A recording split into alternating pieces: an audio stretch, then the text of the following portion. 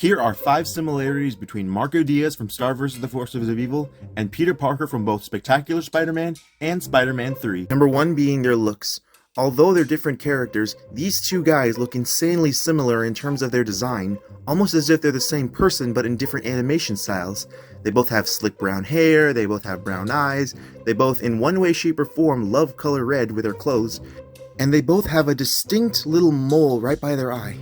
Not to mention, both of them overall have a similar character. They're both typical average kids who want something more out of their lives, and one way, shape, or form, whether it be hanging out with Star or getting spider powers, they do it by kicking butt and doing what they love best. Number 2. Their girlfriends slash love interests both look insanely similar. Star and Gwen Stacy were almost pretty much identical in these two series, both of them with their blonde hair, their overall looks and eyes, and not to mention the fact that both of them had a distinct red headband. Star's headband was made after devil horns, of course, but still pretty similar.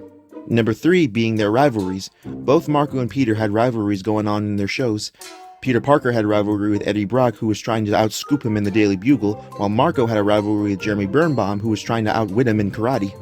Both these guys' rivalry and the energy that they give off, the one wanting to outwit the other, is both very similar to both Jeremy and Eddie. Number 4 is the biggest one, being the similarity between Monster Arm and the symbiote Venom. Both Marco Diaz and Peter Parker both had some kind of parasitic monster growing inside of them that was enhancing their skills, making them better fighters, making them better in their social lives, but overall was starting to strain them and make them more aggro and aggressive and push those around them away.